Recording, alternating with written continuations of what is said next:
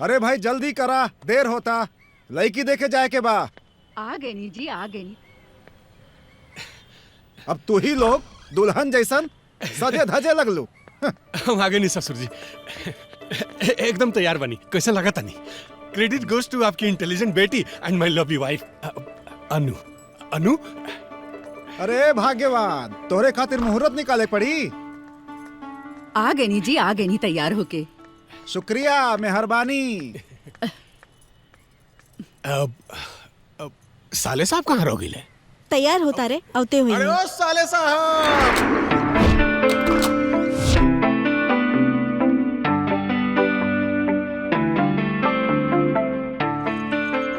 आ गईला का राजा बाबू खानी जचता नहीं रहुआ। व्हाट हैपेंड साले साहब? अरे हमनी के डेंटिंग पेंटिंग कर रहुआ खातिर लड़की देखा जाता नहीं जा, और रहुआ ये ऑफिस बैग लटका क्या होता नहीं? सुनी, हमार भाई ना आपके जैसन बुद्धू नहीं खन। ये ऑफिस बैग में अपन होखे वाली पत्नी खातिर गिफ्ट पैक करा के ले जाता नहीं। अच्छा, हेलो दीदी, ये गिफ्ट बैग ना ऑफिस बैग है। और वैसे भी हमरा के शादी वादी में कोनो इंटरेस्ट नहीं के। हमार फोकस सिर्फ बिजनेस पर। का साले साहब कैसन मरद बाड़ा? अरे इंटरेस्ट नहीं है तो इंटरेस्ट जगाओ। मतलब हनी है तो मनी है, बाकी सब चाय कम पानी है। हमरा के देखा एक साल में राजन, तोहरा की शादी करही के पड़ी। अरे मम्मी कब तक चूल्हा चौकी करके अपन हाथ जलेगी? अब बस कर हमके जायदा। राजन बेटा, घर चलावे खातिर बिजनेस जरूरी होखेला, लेकिन जिंदगी चलावे खातिर घर वाली जरूरी होखेले, याद रखिया। आई नो पापा। ओके ठीक बा, तरहुआ लोग लड़की देख ली। और हाँ, कुंवर तो साथ जेबे करी। लड़की के मामले में वो एक्सपर्ट बा। अगर ऊ डन का दिलस तो हम बिया कर ले। ओके बाय। अरे भाई राजन, बाय। गजब ससुर जी, अगर बिना दुल्हा के हमनी के दुल्हन के घर जाइल जाई नु तो कहीं दुल्हन पार्टी वाला जुटिया के ना भगा दो। मतलब हमार मतलब कि देखी छोटको साले साहब निकल लौकत हैं। सुनी, हमार भाई आप जैसन लापरवाह नहीं खे। अरे वो तो हीरो बा हीरो, आप देख ले। वो टाइम पे एंट्री मारी।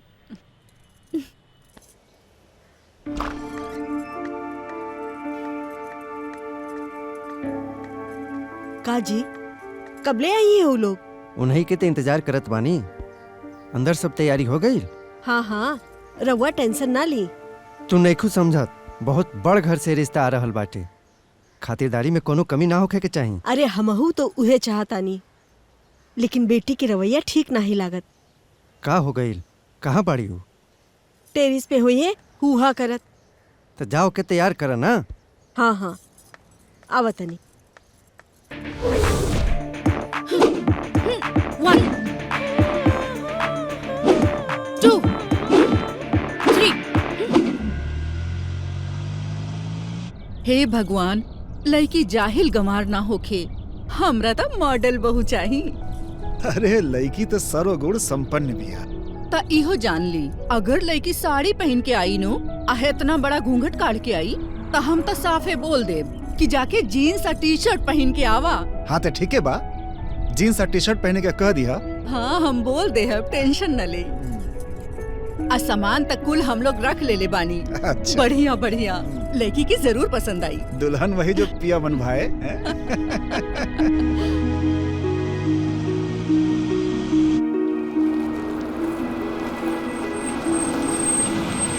अरे दीदी, लगता है वो लोग आ गए।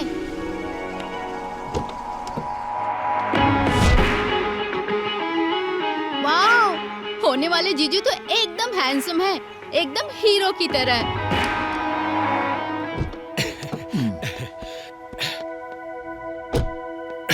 अब स्वागत खातिर क्यों नहीं खेलो को? चल नाश्ता वास्ता तैयारी करते हो। आई बाबा जी आई।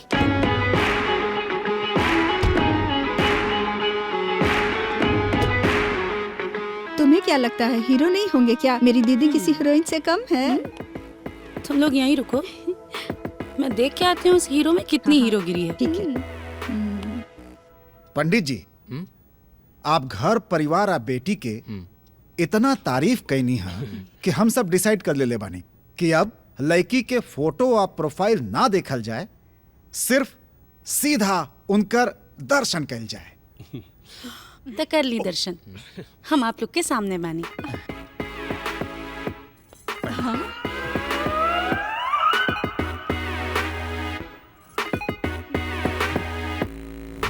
हमरा तो मॉडल बहू चाही। My self Damini.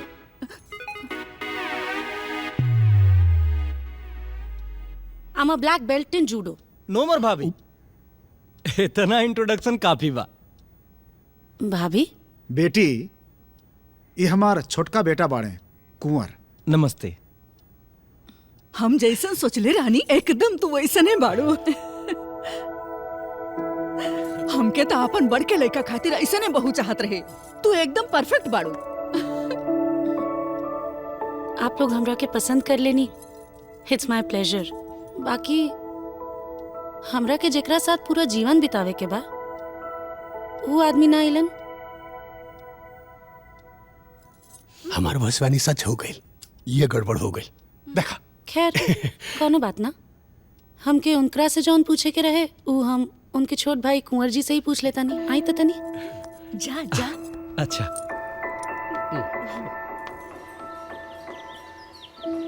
रउआ लोग बिजनेसमैन बानी की का बनी? हाँ, हम रउआ लोग के सामने अपना आप के इतना रफ एंड टफ गेटअप में प्रेजेंट कईनी ताकि रउआ लोग भाग जाएं, लेकिन रउआ लोग तो एकदम पीछे ही पड़ गई नी। अरे भाभी, अब सॉरी, रिश्ता दिल से होला और बिजनेस दिमाग से। राव रही है रफ टफ बिहेवियर तो हमनी के दिल जीत ले हला।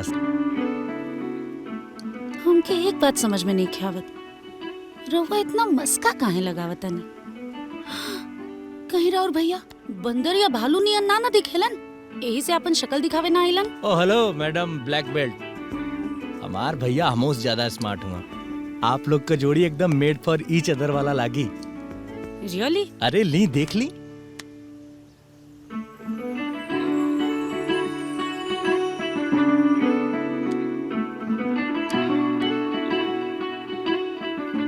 लेकिन एगो छोटी को डिफरेंस बा।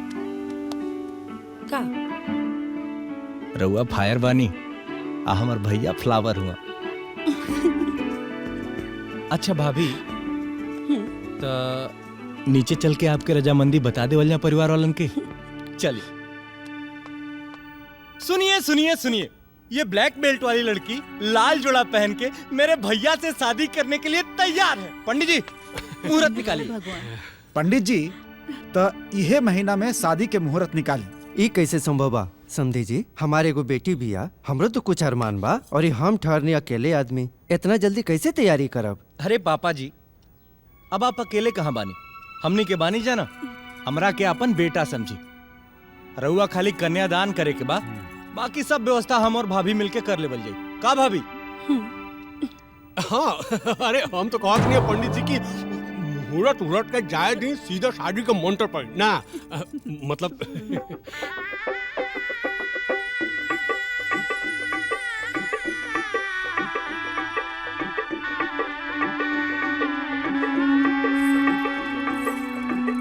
का रे बाबू, अबहिले तोहार डेकोरेशन कंप्लीट ना भइल? बस दीदी फाइनल टच दे रहल बानी। अच्छा, लेकिन भाभी की खूबसूरती के आगे हमार सब क्रिएशन फीका हो गई।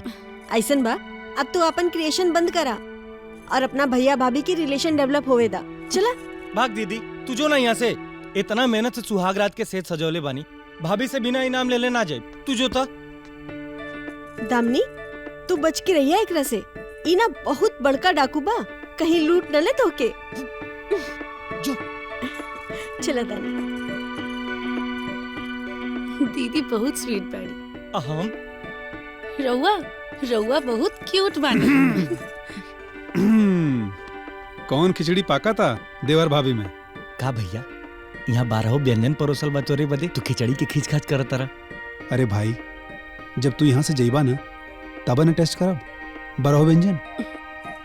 आई थिंक आप मुझे यहाँ से भगाना चाहते हैं। रिमेम्बर ब्रो, भाभी को हम ही ने पसंद किया है, शादी भी हम ही ने कराई है। हाँ। लेकिन सुहाग रात हम ही मनाई। चला जा। सुन रही है ना भाभी, भैया तो ऐसे बोल रहे हैं जैसे हम कभी सुहाग रात मनाएंगे ही नहीं।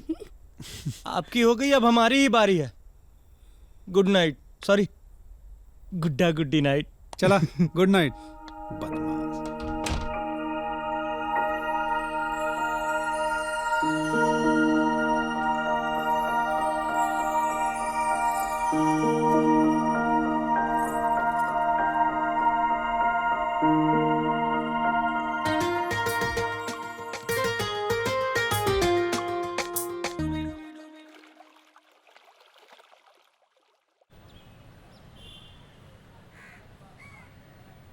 हे बिटिया, बबुआ कहाँ बा?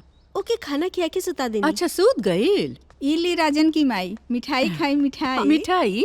मिठाई?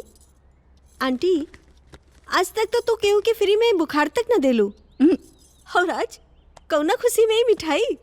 हमार पोता भइला, पोता भइला के खुशी में और अपन पोता के खिला के गोदी में हमार आत्मा एकदम तृप्त हो गइल बा।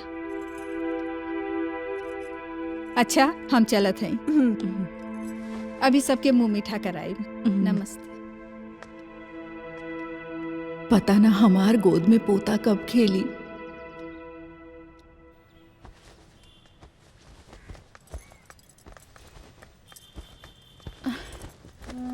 बहू, तू हमरा के कहिया धाम कराइबू, हम कहिया पोता खिलाइब।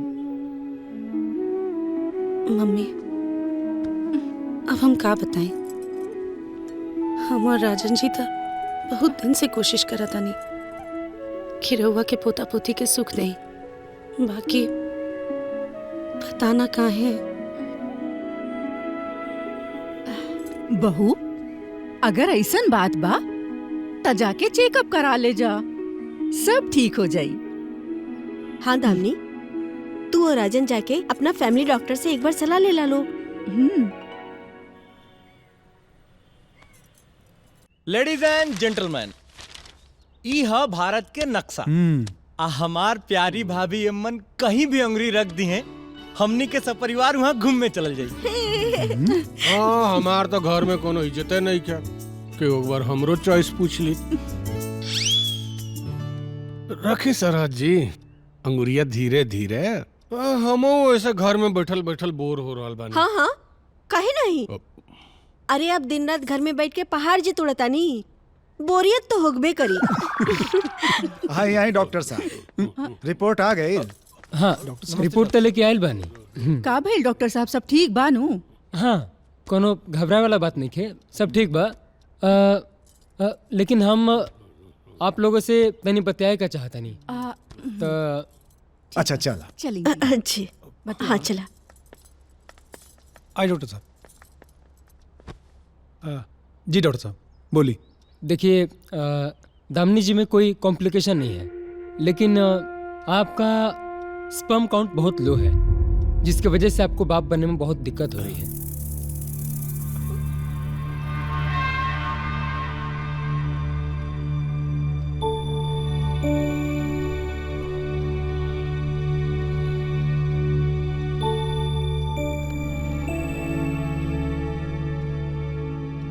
डॉक्टर साहब, क्या मैं कभी बाप नहीं बन सकता? नहीं नहीं, मेरे कहने का वो मतलब नहीं है, ये नेक्स्ट टू इम्पॉसिबल नहीं है। मैंने कुछ मेडिसिन लिख दिए हैं, भगवान ने चाहा तो आप बाप बन सकते हैं। Thank you doctor, thank you. All the best. जी।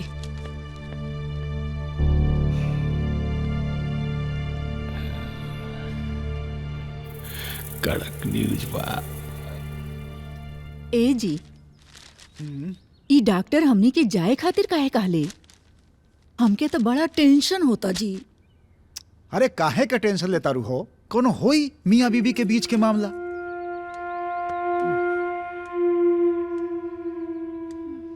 आ गई नी, सुन लेनी तो बाकी कैसे कहीं जौन हम सुन के आईनी हानु, सुनते ही हमरा करेजा पर 100 मन पहाड़ गिर गइल। अब तो हमार बड़का दुलरुआ साले साहब बाप दवा से ना दुआ से ही बन पाई हन।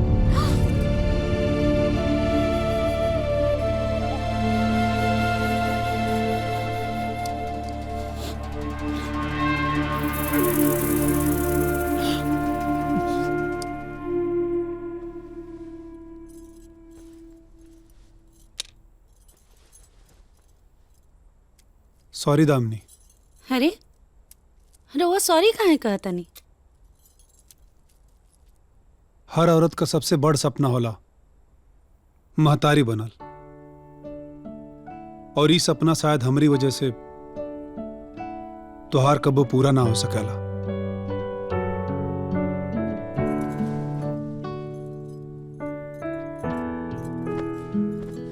ये सब रउआ का कहता नी? हाँ, पगला गेल बानी का? डॉक्टर का कहला से याद नहीं खे? रउआ चिंता करे के कोनो जरूरत नहीं खे। दवा खाएं तो सब कुछ ठीक हो जाए। दामिनी, तू अच्छे से समझत हो और हमू अच्छे से समझत है। काहे से जब डॉक्टर दवा के साथ दुआ के बात करला ना,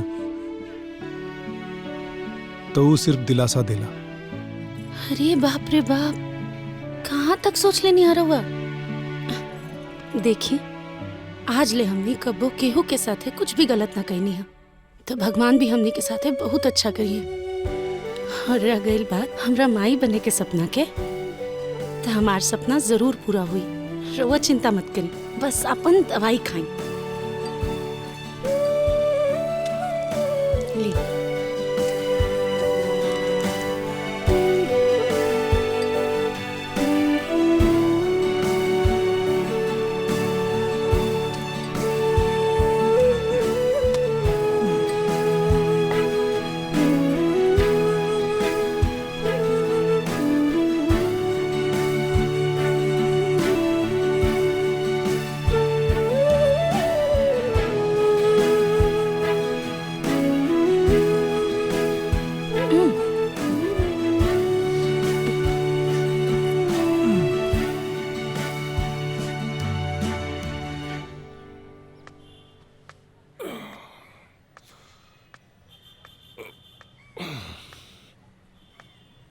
जब पचावे की शक्ति नहीं खे तो रात में इतना ठूस काहे लेनी? अरे डार्लिंग, हम खाना नहीं पचावत, हम तो दिमाग लगावता नहीं। अच्छा, आज पता चलल हा का? ये है कि तोहरा पास दिमाग भी बा। उ छोड़ा ना, हमार बतिया सुना। तने सोचा ना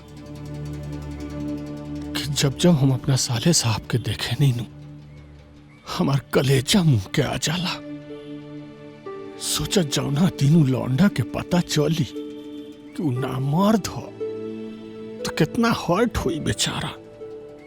तो वही से हम सोचनी है यह भी साले साहब सदमा में बाड़ा, तो काहे ना अपना पप्पू के उनका गोद में दे के दान कर दहल जा। बहुत अच्छा सोचा तानी जी। जेकर नमक खाता नहीं जा, उहे के ना नमक हलाली करे के। बहुत अच्छा सोचा तानी। अरे वो तो तहर पति सोचबे करेला, आ साथे साथे तहर पति भी सोचेलन कि हमनी के कितना माला माल हो जाए जाए। मतलब डार्लिंग, तनी सोचा कि अगर साले साहब अपना पप्पू के गोद ले लिहन तो हमनी के पप्पू पूरा जायदाद के वारिस हो जाए। हमनी के सारा जीवन ऐशो आराम से गुजरे। फिर तहार पति देव होयन घर के किंग, हमार स्वीट स्वीट डार्लिंग होयन क्वीन, ब्यूटी क्वीन। आज पता चलल हा कि कुकुर के पूछना कबो सीधा ना हो सकेला। ना तो अपन जिम्मेदारी के एहसास बा और ना ही काम करे के। अरे जौने थाली में खाए के बा उहे में छेद करे के बा। एगो बात ना कान खोल के सुन ला, हमार बेटा हमरे पास रही और हमरा रहते हुए था आपके एक गंदा सपना कबो पूरा ना हो सकत। पागल औरत, जब जब हम नवाब के गद्दी पर बैठे के सपना देखे नहीं, वही टाइम हमरा सपना में आके लात मार के गद्दी गिरा दिल। फटका चाउ।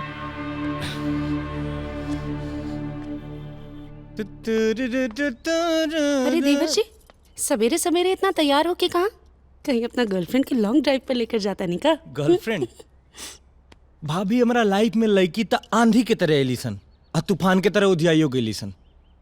बाकी आज ले कोनो ऐसन लड़की ना मिलल जौन हमरा बचपन के प्यार के भुलवा सके। ओह आई सी, बचपन के प्यार। हमरा आज भी वो दिन याद बा।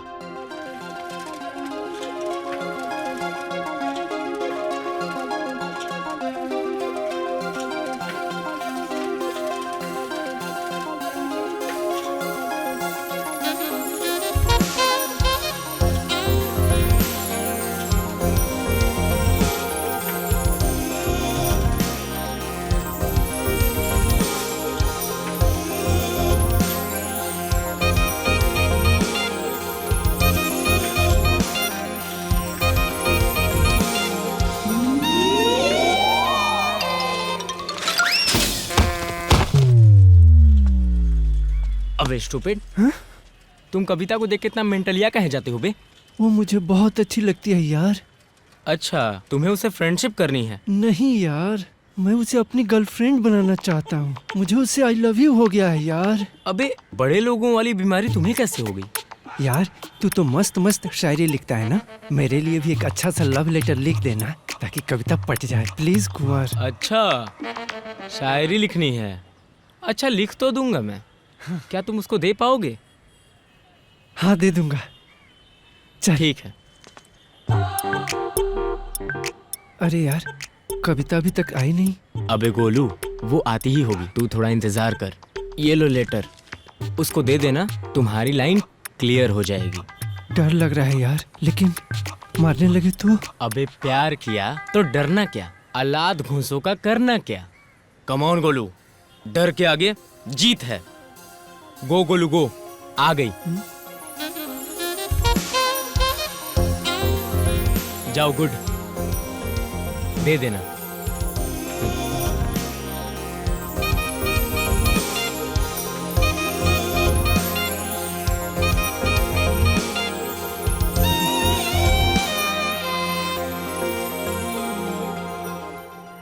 क्या है?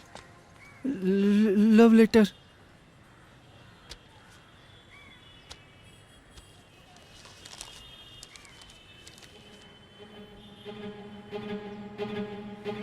किसने लिखा है? मैंने नहीं लिखा, कुंवर ने लिखा है।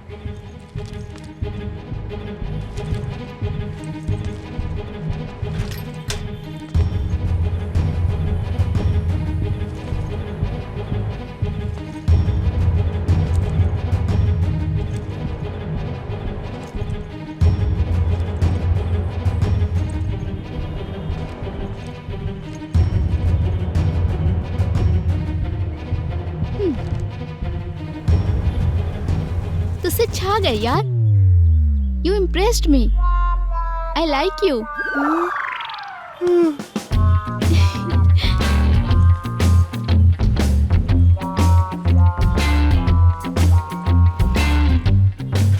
Thank you postman.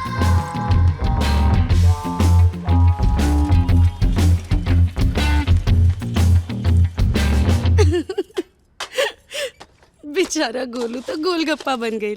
लेकिन रियली देवर जी, राउर लव स्टोरी ना बहुते स्वीट बा। स्वीट से ज्यादा ट्विस्ट बा भाभी अम्मन।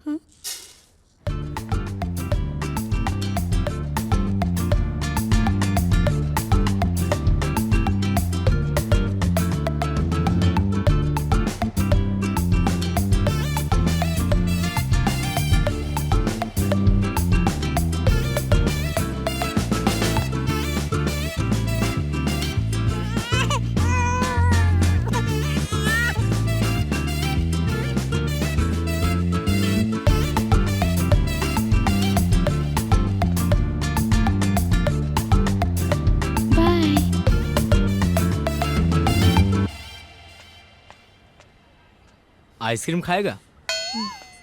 मैं तेरा खून पी जाऊंगा। तू हीरो नहीं है, विलेन है। विलेन है तू।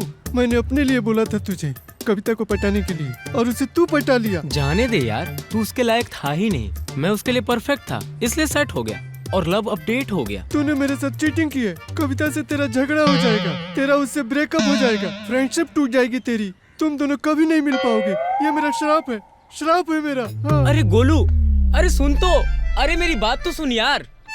आर यू सीरियस?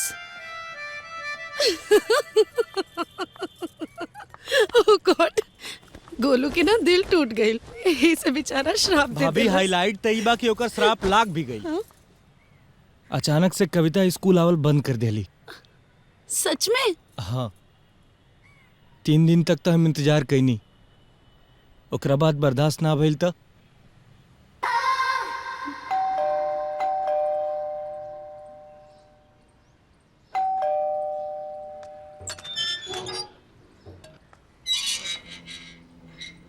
नमस्ते अंकल। नमस्ते। हम कविता के फ्रेंड हैं। क्या प्रॉब्लम है? वो स्कूल क्यों नहीं आ रही है? ओह कविता, समझ गया। वो किराएदार की बेटी की बात कर रहे हो। उनका ट्रांसफर हो गया बेटा, वो चले गए यहाँ से। क्या? वो यहाँ से चले गए? अंकल कोई उनका एड्रेस हो तो दे दीजिए, हम लिख लेंगे। सॉरी बेटा, हमको पता नहीं है एड्रेस उनका।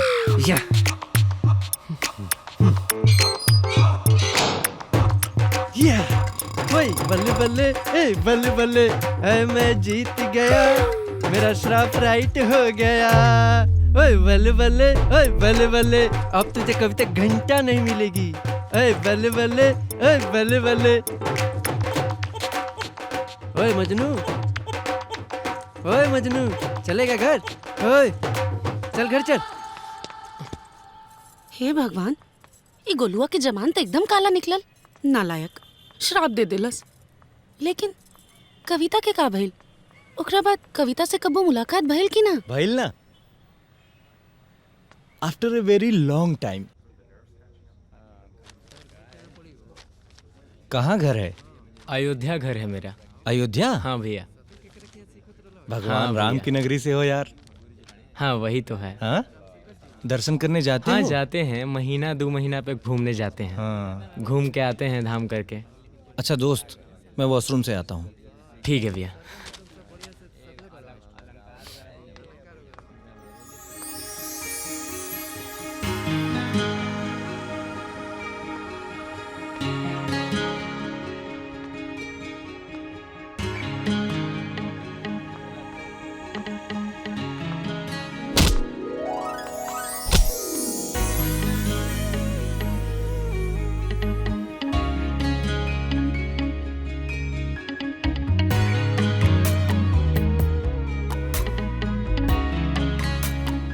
चेहरे पे नूर है, आंखों में गुरूर है, ऐसा लग रहा है जैसे मेरी बाहों में जन्नत की हूर है। ओ हेलो मिस्टर, ऑडिशन अंदर चल रहा है, तुम क्या यहाँ कास्टिंग काउच कर रहे हो?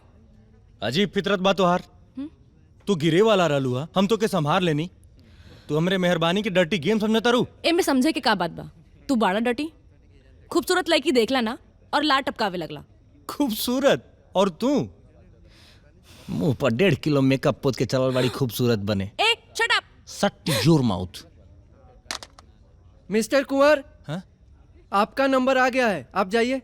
हमार नंबर आ गई। सुना, wish you very bad luck. Thank you.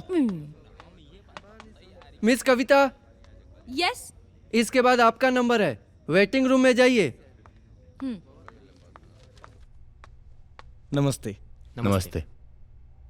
आप क्या सुनाने वाले हैं? सर, मैं ओम झा जी का एक कॉम्पोजिशन है, वही सुनाना चाहता हूँ। सुनाइए। तुम गुलाब जैसी हो, गुलाब लगती हो, देखता हूँ रातों में जो तुम वो ख्वाब लगती हो। ये चेहरे की चमक ऊपर से अदाएं, हल्का सा मुस्कुराती हो तो लाजवाब लगती हो।